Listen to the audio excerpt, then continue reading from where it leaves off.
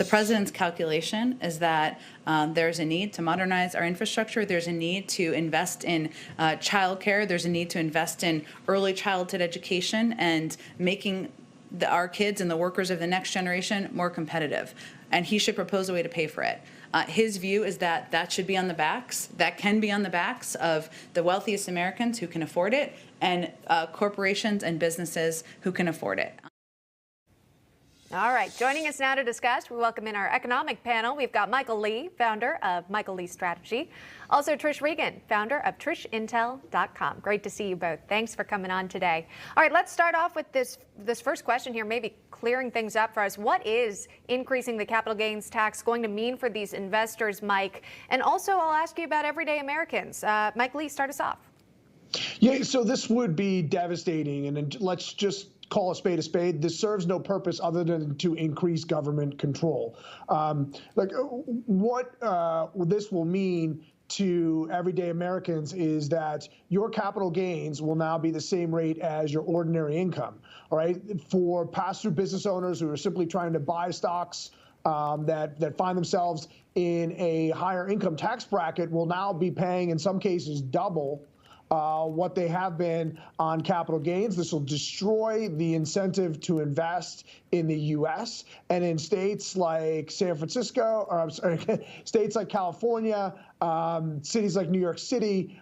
You'll be paying upwards of 55%, close to 60% in capital gains. I think who this really, really will hurt is those small business owners that are going to sell their business for a one-time payment of $2 million or $3 million, something that they've worked on for 30 or 40 years, hoping to take that money and retire on it with something that they built, that they paid taxes on all along. Now the government just wants double what they wanted before just because Joe Biden wants to spend money on some liberal nonsense. Well, you know, Trish, when I hear small businesses, I mean, these people have been through a lot this year during the pandemic, during the restrictions in place.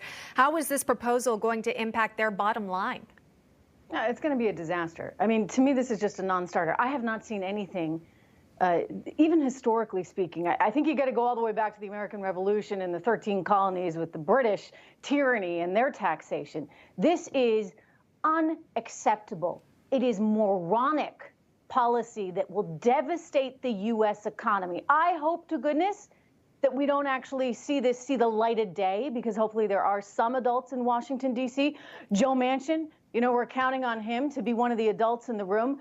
It would be disastrous for small business owners. You know, Joe Biden wants to say, oh, don't worry about it. It doesn't matter unless you make more than $1 million. Well, here's the problem with that, Emma. You know what? If people making more than $1 million say, I don't really want to be invested in U.S. equities in the stock market right now because I'm going to get hit and saddled with massive taxes, the same as income.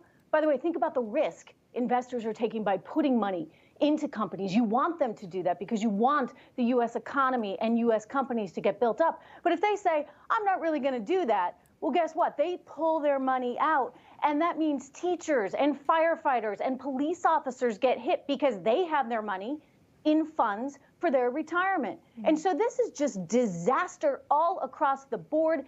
It's utter stupidity. You can tell I'm worked up. I don't like taxes to begin with, but this is like beyond plain old taxes. This is unfair. It's not right.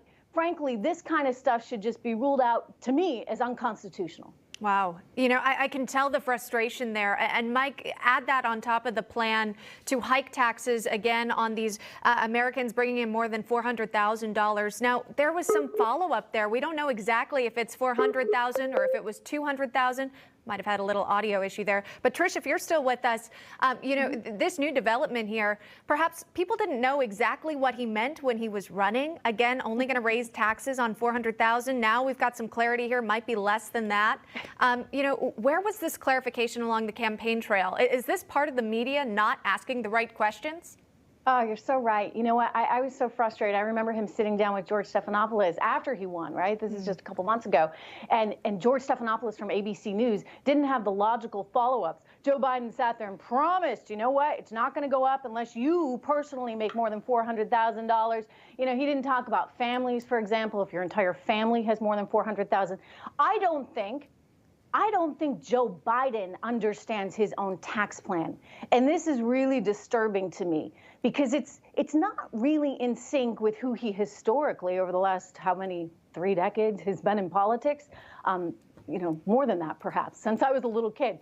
So I don't know if he entirely understands it. I think a lot of people around him hate business. They hate money. They hate success because they think, Emma, that all that money should belong to the U.S. government. In other words, it's got to go to Uncle Sam, or in this case, Uncle Joe, right? Mm-hmm. If it doesn't belong to Uncle Joe to redistribute as he sees fit, then it's somehow bad. And so they're going to do everything they can to take money away from the people that earn it and redistribute it as they see fit. And it's really wrong. It's really un-American. Well, I'm wondering, too, how all of this plan is going to end up getting passed. And I think we've seen that a lot of things are thrown into these bills that are just passed by either reconciliation or you're not getting bipartisan support for it. I'm thinking the American Jobs Plan, because Mike Lee, apparently everything is infrastructure, right? Can you just add things into your bill and then just assume it will get passed without truly understanding the consequences that could come from all of this tremendous spending? Look, I think the contrast between the Obama administration and the Trump administration goes to show you that when you have someone that values prosperity for all Americans, the economy booms. Right? It's not seeing these ideas that the Biden administration is putting forward now. It's no surprise that the last time he was in the White House, we had the most anemic recovery in the history of the United States.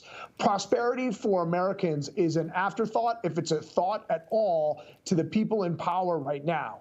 I think I don't know how this will go through. I hope there will be no Republicans who compromise an inch on any tax increases right now. There is literally no point in raising $1 of taxes, raising any tax rate at any point for anything right now. There's $4.5 trillion that goes through Washington, D.C. The problem is a spending problem, not a taxation problem. When they cut the corporate tax rate down from 35% to 21% from 2017 to 2018, corporate tax receipts actually increased by 3%. Mm-hmm. So when you're focused on growing the economy and getting that money and investment and trying to find jobs for workers and wage growth, mm-hmm. tax revenue increases steadily. Yeah. When you're focused on a power grab and taking as much as you can from every American in every way, shape, or form, just as Trish mentioned, okay, you have an economic malaise, and the people that hurt most are the people with the least. If you have 10 or 20 or $30 million invested in the stock markets or capital assets, you're already shielding your capital gains, and you're paying very little taxes anyway. I operate some of those strategies for my clients, so it's really going to affect those in the middle and those aspiring to gain wealth. There you go. All right, great insight from our economic panel. Trish Regan, Michael Lee, thank you both so much. We appreciate it. Hi, Emma Reckenberg here. If you like this video, there's a whole lot more to see on Newsmax TV. You can watch for free right here on our YouTube live stream and be the first one here each time our experts break down real news. Just hit that subscribe button, ring the bell icon, and stay with us on America's fastest growing cable news channel, Newsmax TV.